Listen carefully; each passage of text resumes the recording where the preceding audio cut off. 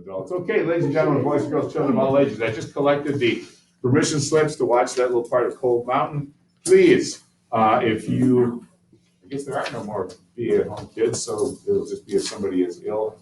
But I'm not gonna let you see the start of that unless in class, unless you have that permission slip in by Friday. That's a little check on maturity and organization. So if you can't do it, we're not gonna watch it this week. It happens probably next week, but you have to have it in by Friday. Okay, cool. So let's take a little peek here. We'll turn this so that anybody watching on camera can see it. Don't even know if anybody's gonna be going today. But hey, let's get in the mood. We welcome back Hamza, who's decided to make an appearance here amongst the land of the living, which is cool. All right, now, if you recall yesterday's little video chat, we were talking about two big things, huge, mando, muy importante. Okay, two big things were happening, and that is Ulysses Grant had brought an army down to Vicksburg, Mississippi. It's the last Confederate stronghold on the Mississippi River. This would close up the third part of the Anaconda Plan, capture and control the Mississippi, cutting the Confederacy in half. That's huge. The South is afraid of this. They don't want this to happen. And so Robert E. Lee decides on a second invasion. He and Jefferson Davis, the president of the Confederacy, get their minds together and say, okay, how are we going to save Vicksburg? This is our lifeline, bringing supplies in from the West. We can't allow Grant to get this. So they decide on a second invasion. Remember, the one up to Sharpsburg, Maryland had not been successful. Lee had to turn around. Well, they're going for three reasons this time. The first one was for the first two reasons here. To bring the destruction of war into the North. That's still one of the things they want to do, hoping that the northern states will allow them to go and become a separate country, the Confederate States of America. Also, they're still hoping against hope, even after the Emancipation Proclamation. They're hoping that some European allies will come in, chase away the American Navy from the blockade, and allow them to trade for their cotton, restart their economy, and they would, in fact, win the war. Because remember what the South needs to do to win the war? They only have to survive until they gain independence. What does the North have to do to win the war? Strong. What?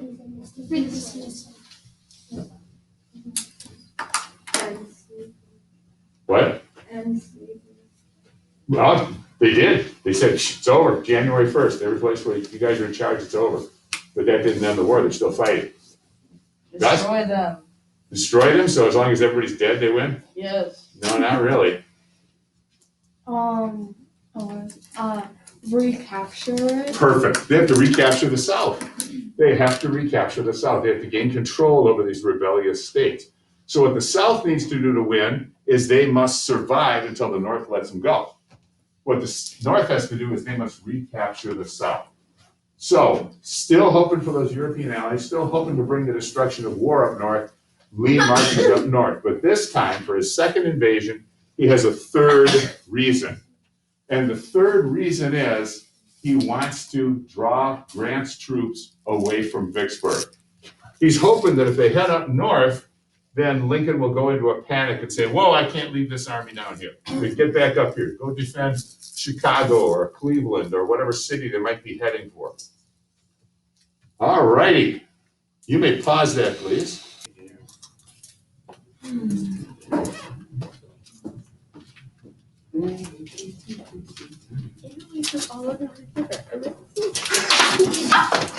Okay, that's exactly what we didn't want to do. I'm sorry. Pick up the wheat field, and the wheat field goes over here.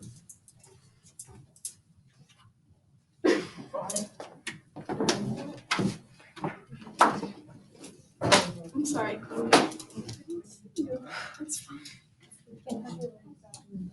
Well, this is after the battlefield. Yes. What are you going to use for a soldier? More than 100 years ago, the Compiler was a small but excellently published newspaper. Often its front page news was days old, and yet for a provincial journal in Civil War times, it reported the nation's events remarkably promptly. Reading the issue of June 29, 1863, one learns much about the era. The prospects of the Democratic Party were never brighter than they are at present, one article says. Republican Abe Lincoln was then president. Some of the advertisements are fascinating. One placed by Tyson Brothers exclaims, "Eureka, Eureka! The Excelsior washer is acknowledged by all who see it to be the most complete and without exception the most perfect labor-saving washing machine ever invented. Price, $8. Another ad, this one placed by the R.F. McElhaney store. Boots and shoes, comprising men's fine calf boots, men's Balmorals, men's Wellington boots, Congress gaiters, brogans. It was this advertisement that attracted the attention of three Confederate generals, Ambrose Hill, Henry Heth, and Johnston Pettigrew. Hill was in charge of the entire Third Corps. Heth and Pettigrew were two division generals serving under him. The reason that one newspaper ad intrigued the Confederate brass was that much of the Third Corps, after many long months of fighting, was now marching barefoot. They desperately needed footwear, and now they knew where to find it. Heth told Pettigrew to muster his brigade, head for the town where the newspaper was published, and get those shoes. The town was some 8 miles distant.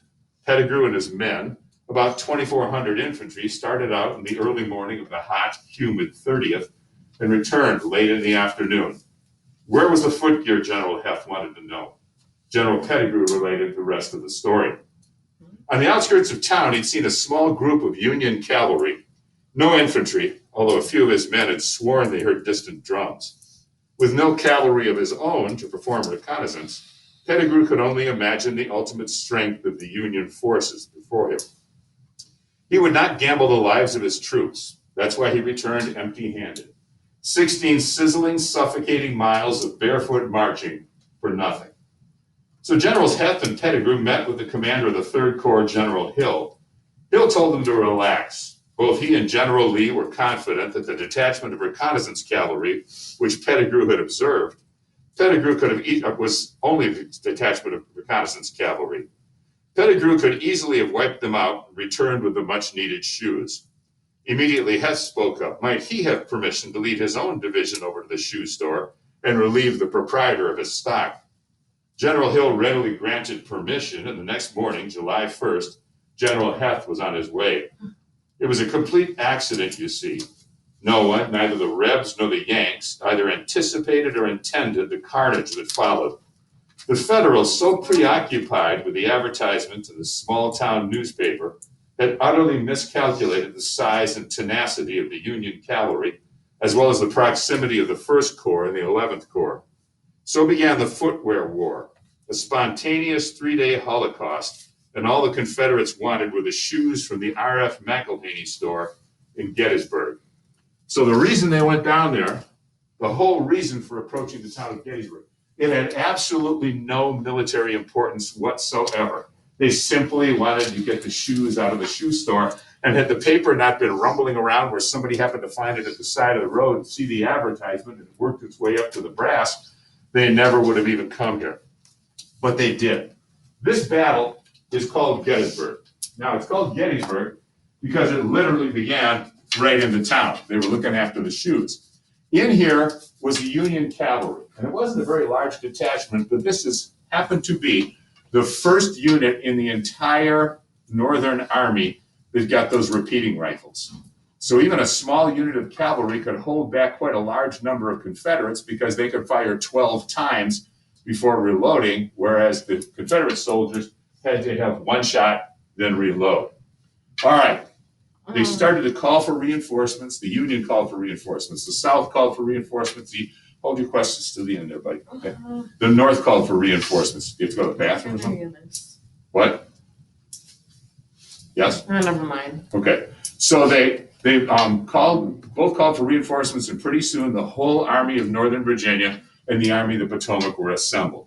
Robert E. Lee was the first big commander on the scene. He came up with the Southern Army. He took a look at potentially where this armies would be spread out. And he said, okay, I want the highest ground. And that was a place called Seminary Ridge. So these big boxes up here kind of give you, this isn't of course the scale, but it gives you some idea how tall this is. Okay, this is way up there. This is the highest ground around. Now, why did they want the highest ground around? Remember when we talked about Washington at Dorchester Heights, where the cannons can shoot further? And so they could hit people out here who could not shoot back at them. So the cannon were up here, his troops were down in front of it. Lee got the high ground. Now, being a good commander, he said, boy, if I could get the high ground over here also, a place called Cemetery Hill, then I could have my cannons on both sides and the Union Army caught in between the fire. I'm going to win this battle. So this is that point where we talked about where Stonewall Jackson had died. He died at Chancellorsville. And his replacement was a man named Richard Ewell. And Richard Ewell, well, he was not Stonewall Jackson, and he didn't understand what Robert E. Lee meant. Lee said, remember, if at all possible, I'd like to see you on that hill by a certain time. And so Ewell went over there and gave it the old college try, but then he pulled back, said, no, it's defended too well. Well, Stonewall Jackson would have understood that Robert E. Lee was telling him, either get that hill or die trying. None of this good effort kind of stuff. We need that hill. Ewell failed. So at the end of the first day, George Meade comes up. Now the two commanders are there. And Robert E. Lee respected George Meade, like I mentioned before. He said, George Meade will make no mistake in front of me. So these are two very good generals. Meade comes up and he says, okay, Lee's got high ground. I'm a hold of this. I'm going to take this. This is called Cemetery Ridge. That's Cemetery Hill. This is Cemetery Ridge. He said, okay, I got that. So this is also elevated ground, overlooks where the battlefield is going to be. Not as high as Seminary Ridge, but it's high. It gives them an advantage point. So the Union's over here. The Confederates are over here. And end of the first day. Second day, there's a lot of fighting. Robert E. Lee takes a look at the battlefield and says, okay, we failed to get the high ground over here. Let's get the high ground over here. Now there are two hills over on this end of the battlefield. One of them is much taller, much larger. It's called Round Top. But the sides of Round Top are almost vertical. It would be nearly impossible to get a cannon up there, so it wouldn't do a whole lot of good. Next to it is Little Round Top. And Little Round Top, that's accessible. People could run up that, they could bring cannon up that. This would be the place to get some more cannon fire. Now, Lee had tried to get cannon on two sides on that side. Didn't work because Ewell failed him. Here's his chance to get cannon on two sides of this battlefield, still shooting at the Union from both sides. Yes, sir. Who was it again? I didn't quite hear you. Who was what? The one who got the Round Top and the Cemetery Hill. That is the Union, the North, and their commander is George Meade. So Capital the M-E-A-D. North Union? Yes. Okay. Okay. Yes, sir. Can I go to the bathroom real quick? Yes. Okay. So, Robert E. Lee gets up second morning. He says, all right. Yes, sir. Can you go get a pen? Can you hand your thing real quick? Thank you. He says, all right, I want this ground over here. And this side, that was Richard Ewell. This side is James Longstreet, who's been his corps commander for a long time. This is somebody he trusts. But he says, all right, I want you to take Little Round Top. The Union isn't even thinking about that. They're happy. They figure we've got this all over here. They haven't even looked at Little Round Top. This is a serious mistake. But they did have a little problem in their line. It's called a salient. S-A-L-I-E-N-T. S-A-L-I-E-N-T. Yes, sir. Isn't that a bulge in the line? Yes. A salient is exactly that. See, if I was going to attack you guys, notice you're all in a line. Therefore, if I tried to attack Talal, you guys would defend his side, and over there, you guys would defend his side. But if we're setting up our defenses and Talal, instead of staying in a line, comes way out here, then he can be attacked on his sides and in the front. So that's called a salient, where the line isn't straight. Somebody comes, oops, too far out. The guy who came out was a fellow named General Sickles, capital S-I-C-K-L-E-S. Capital S-I-C-K-L-E-S. What? This is called Sickles Salient. Yeah.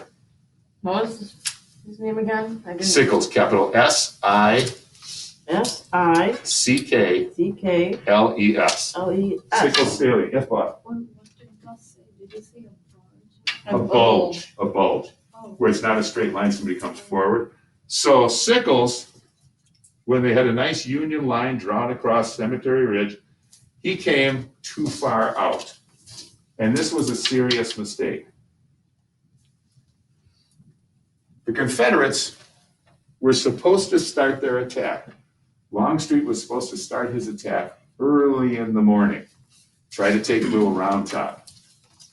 But Longstreet is one of his commanders, one of his generals, a fellow by the name of, Pickett, George Pickett, P-I-C-K-E-T-T. George Pickett, capital P-I-C-K-E-T-T. George Pickett wasn't ready. And so Lee said, attack early in the morning, and Pickett wasn't ready, so Longstreet said, well, no, I'm not gonna go till Pickett's ready, which wasn't until later in the day. Just pick a turn. No. So, you have Sickles salient out here, and when the Confederates finally started moving out, there was heavy fighting in the wheat field. If you talk about the wheat field, the historians are gonna know it's the second day of Gettysburg. That's the wheat field because it was such a bloody battle. Devil's Den, these weird rock formations, there was a lot of hand-to-hand fighting in there. The Confederates are looking for Little Round Top. The Union thinks they're trying to attack Sickles salient. So they're still not thinking about Little Round Top. They just don't even see that it's a problem. They figure they got to defend their sides. And what happens next is the Union says, okay, we need somebody to direct our artillery. And so they send one man up Little Round Top. The North sends one man up Little Round Top. And he sees, wow, these guys are coming right toward me. They look like they're charging this. And he looks over here to send the signal. And he sees that if Lee could put cannons on here, all the trenches, all the defenses that the Union built are all facing that way, and they're all just like open lines here. A cannon up here could just shoot the whole Union army, and there'd be no defense against it. So this guy realizes, wow, we got to get Little Round Top. And he literally sprints down the hill, musters a division, about 600 guys, and says, this is a foot race, we got to get up on top. And so the Union is running up the side of Little Round Top. The Confederates are running up the front of Little Round Top. It really is a foot race to see who's going to win this battle. And the Union wins by about 5 minutes. They manage to hold off the Confederates. So the Confederates do not take Little Round Top and have to fall back.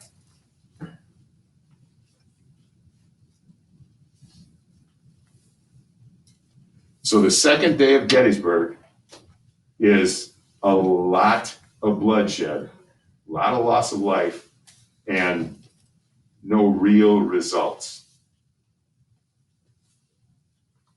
Repeat that, please. It's a lot of loss of life, a big lot of battle, but no real results. Neither army has moved a whole lot.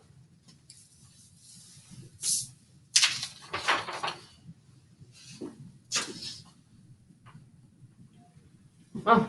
Okay, day number 3. Day number 3, Robert E. Lee said, okay, I tried that. Not working. I'm going to try the center of the line. He pulls all the cannon that he has out in front of his army. And they just bombard the bejeebers out of the front of Cemetery Ridge. At least that's the plan. Because the Union has troops down here in the front, and they have troops on the front of the top. And so Lee's cannon starts shooting. And what they're trying to do is bust up these people at the top and at the bottom of Little Round Top, so that then they can charge and take a position in the middle. Unfortunately for the Confederates, they're firing too far. They're firing over the top of the defenses. They're blowing up the laundry and where they're cooking dinner, get a couple of supplies, but they're not killing soldiers or breaking up the defenses. But again, their optics aren't that good. They can't see clearly what's going on. there's a lot of smoke and a lot of dirt over here. They think they're doing the job. Then Lee sends that same commander, George Pickett, in his one of the most famous moves in American history, Pickett's Charge. He goes out with about 12,000 men. It takes about a little more than half a mile, maybe 3/4 of a mile of open space. Then they run into the defenses which have not been broken up. So they are defeated completely and have to turn around and come back. Now, clearly, the cause for which Robert E. Lee fought was not a good one, okay? He was a pro-slavery person. That's just all there is to it. But you have to admire someone who has the ability to take responsibility for what they've done. Robert E. Lee rides out in front of his army all alone, and as the soldiers come back, he says, all this was my fault. All this was my fault. Don't look for your commander. Don't look for anybody else to blame. All this was my fault. He knows that he's blown it. Yes, sir. So what was Pickett's charge? Pickett's charge is Pickett's division going across this big open area where they thought they'd beaten the defenses, but they hadn't. So Pickett's division is wiped out. A little later, Lee will say, General, take your division and do something. He says, General, I had no division. We had forgotten that they were just gone. Okay. So this is just decimating to the Confederacy. The Confederacy is militarily beaten. For all intents and purposes, the Civil War is over after this battle. It's going to last for 2 more years because of guts and generalship on the part of the South, but in devotion to their cause. But they can't win militarily anymore. This is where they start to have run out of men, and now they can't replace the people who are killed or wounded over the course of future battles. And Lee's army will start shrinking down and down and down and down because they can't replace the men. Okay, one more thing to tell you. And that is about this handsome fella, Winfield Scott Hancock. This is not Winfield Scott. This is Winfield Scott Hancock, who was called Hancock the Magnificent because he managed to save the Union all 3 days of Gettysburg. Winfield Scott who? Hancock. Huh? Hancock. H-A-N-C. Hancock. C-O-C-K. Yep. Did the South try and take Little Round Top or no?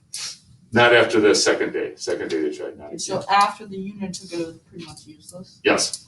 Cool. Well, it was useful to the Union, not to the Confederates. Anyway, Winfield Scott Hancock. He managed to be the guy who was in charge of Cemetery Hill on day 1 and pushed back Richard Ewell. He managed to be the guy, part of whose division scrambled up to Little Round Top and saved that on day 2. He pulled back Sickles Salient.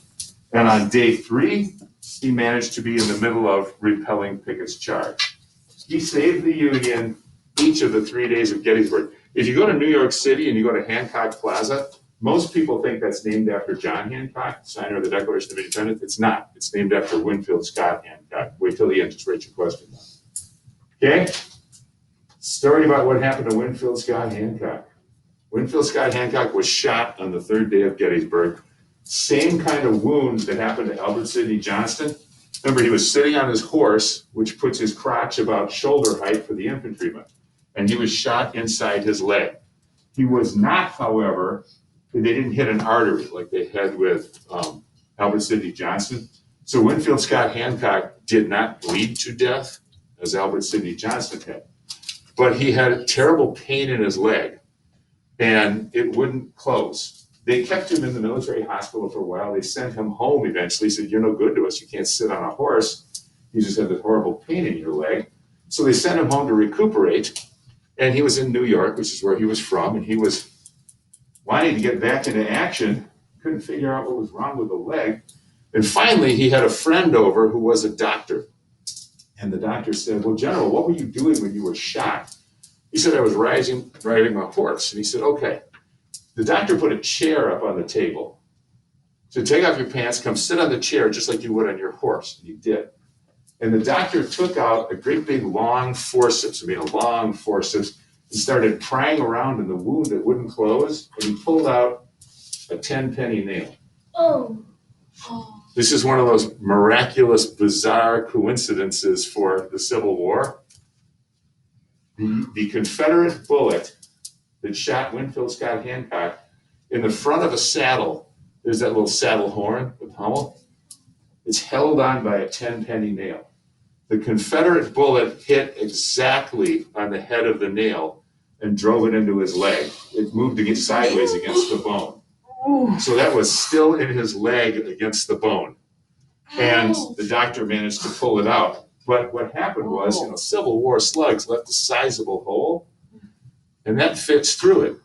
So they saw the bullet hole, but there was no indication the nail was in there until the doctor at home found it. He did return. He would go back to commanding. He would become a military governor, and he would become a presidential candidate. So Winfield Scott Hancock was not through, but that did set him back a little bit.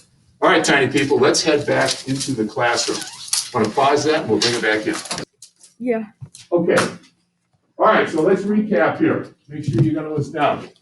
What happens is Lee goes up north. He's got those 3 reasons.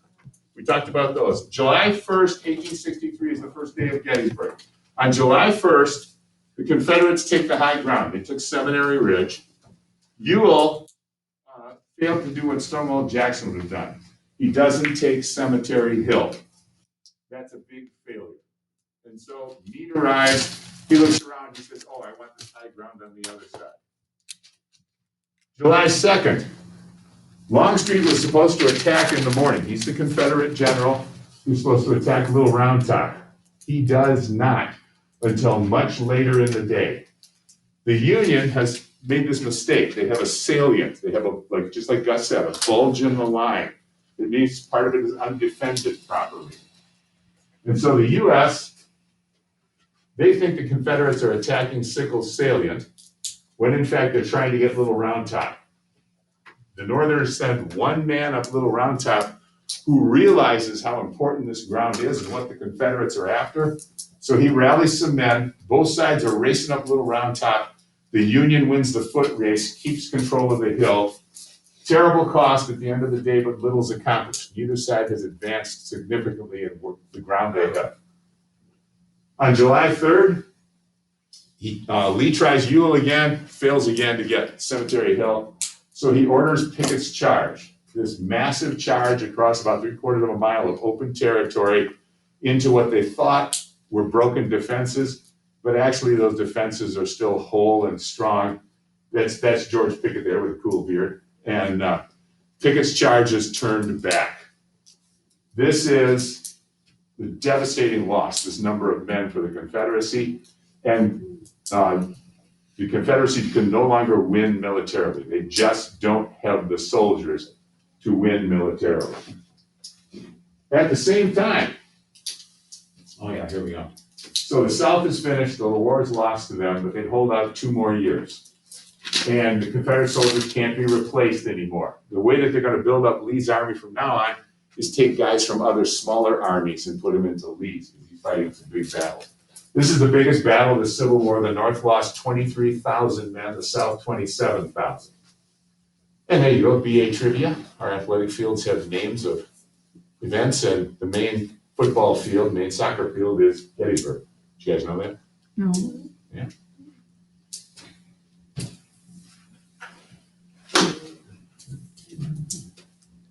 Okay.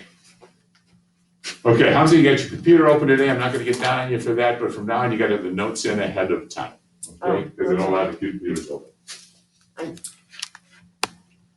Okay, we got it? Yeah. Can we go on? No, not yet. Okay, so Al looks like he's going to panic. How long always looks like he's going to panic? Let's just get that panic later. Yes, ma'am. After Gettysburg, was there any, I'm pretty sure we've already said this, but after Gettysburg, was there any other big battles? Many. Yep. That's a good question. Many. I can't always think about that. Okay, Think about yourself. you ready? No.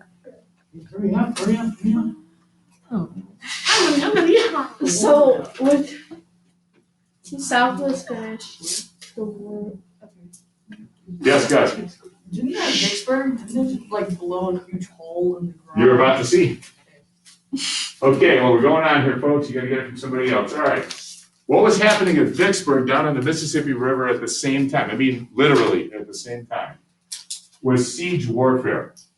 Now, that means that the Union has surrounded the city and won't allow any supplies to come in. They're either gonna starve the Confederates out, let the Confederates die, or let the Confederates run out of ammunition, so they're throwing rocks and sticks at them while the Union still has guns. The commander, as I told you yesterday, was John Pemberton. John Pemberton on July 3rd asked Ulysses Grant, "What terms do you offer?" And Ulysses Grant is saying, "Oh, I need another headline."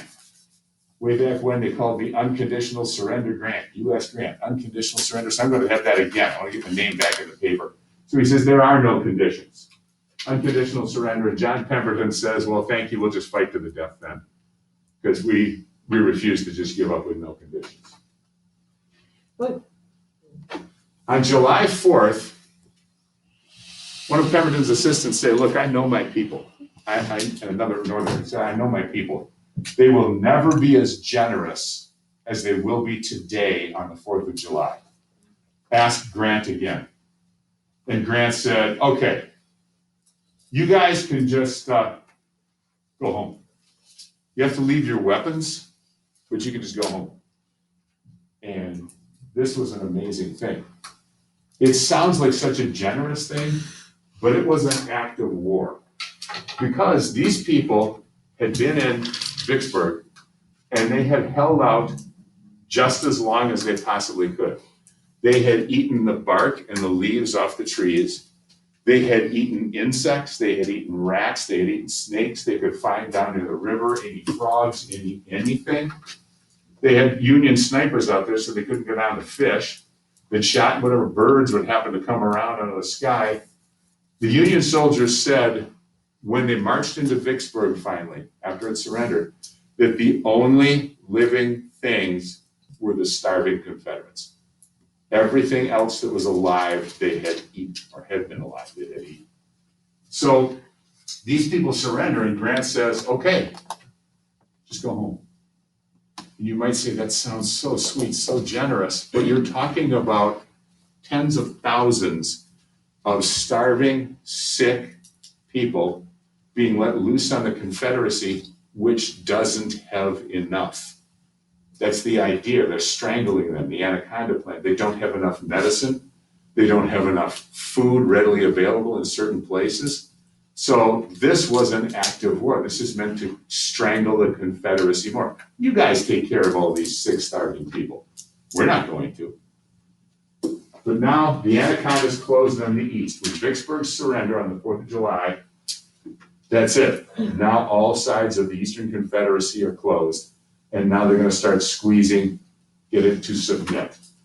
And remember, this is happening exactly the same time as Gettysburg.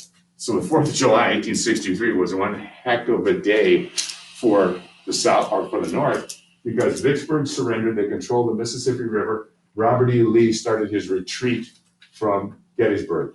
And if you remember when we started talking about the Civil War, this is the battle where his train of wounded, his wagons full of wounded people, was 17 miles long.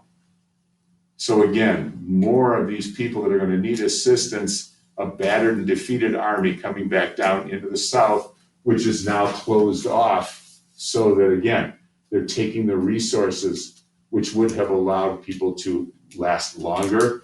These sick and wounded are taking that up. Okay, cool. Any questions? No, Okay. When's your next quiz? except, You can close it. Thursday. Monday.